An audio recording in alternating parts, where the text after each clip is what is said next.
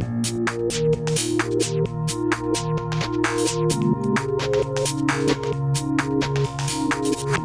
to the next lesson in Photoshop Basics for Graphic Design. In this lesson, we'll examine VeggieMan.psd and use the Quick Selection tool, the Movement tool, and we'll talk about basic layering and organization. So let's begin. Okay, as you can see on the screen, we have our Vegetable Man with all the different components that we're going to build a Mr. Potato Head Man style person. First things first, we need to look at the right-hand side on the Layers menu. You'll notice that the Layers menu is comprised of a few different options. We have our eyeball, our layer thumbnail, our layer name, and whether or not that layer is locked. Normally you'll find that when you open up a brand new Photoshop document or a picture in Photoshop that the name that it's given is background by default and it's normally locked. It's good habit forming for you to get in the habit of naming your layers. So to do that, we double check the word background or double click the word background and we can rename our layer. I'm just going to rename it Original. You can even give it a color scheme if you wish.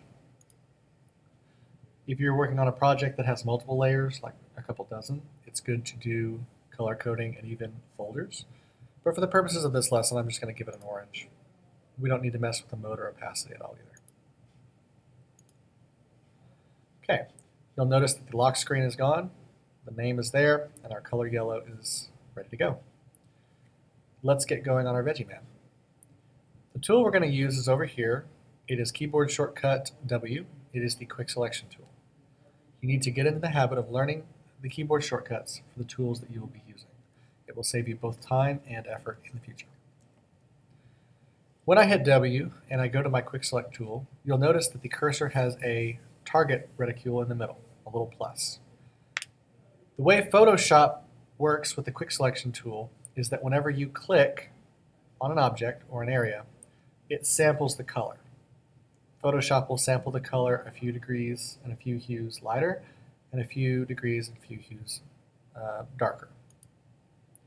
You'll notice that because my reticule was so big, my cursor was so big, that Photoshop assumed that I wanted to select all the different hues that were inside the circle, and therefore it jumped all the way to the edge where the pure white was. Because the pure white was not in its range of colors to sample, it stopped. Another keyboard shortcut that you need to become very familiar with is the cursor enlargement and cursor shrinking keys. Those two keys are to the right of the P key on your keyboard. They look like little brackets. The left bracket will make your cursor smaller. The right bracket will make your cursor larger.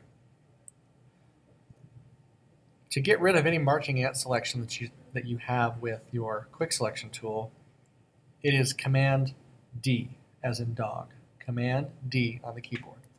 And there goes my marching ants.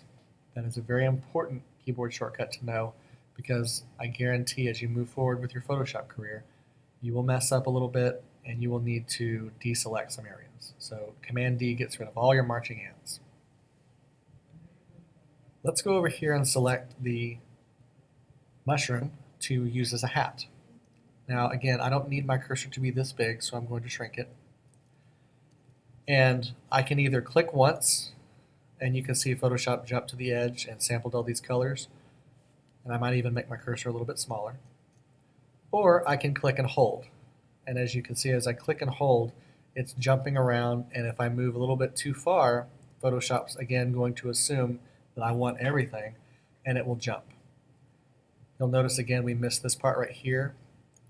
When you're doing your selecting, you need to be very careful that you do not put the cursor in an area that you do not want selected.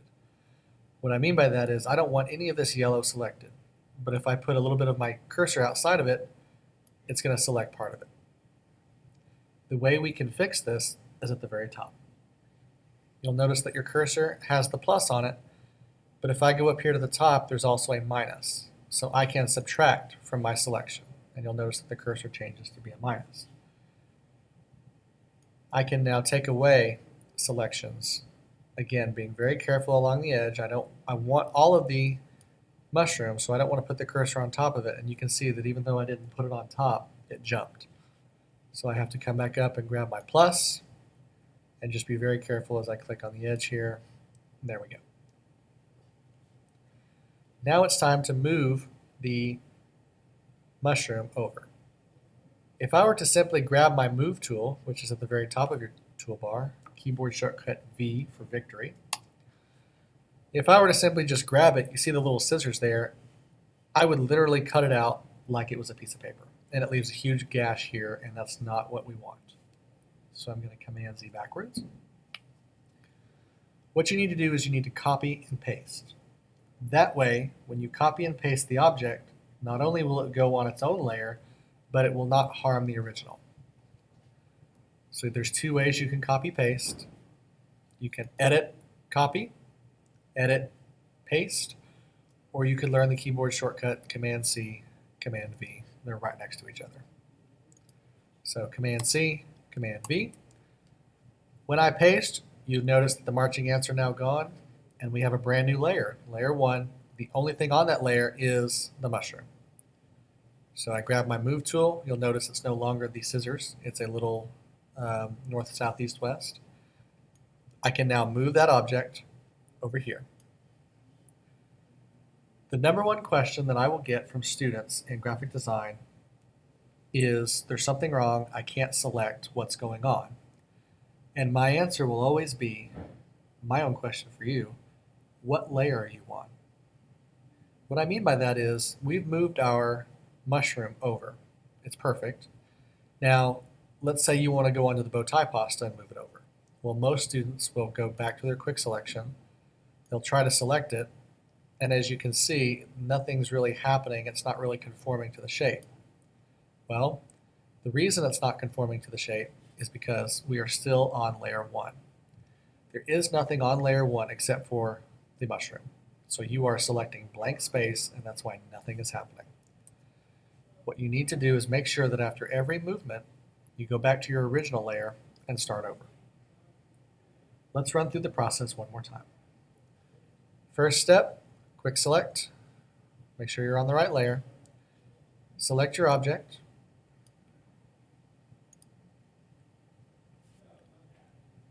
And that one jumped a little bit.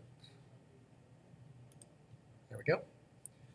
And then I'm going to Command C, Command V. There's my kiwi. Keyboard shortcut V to move it over.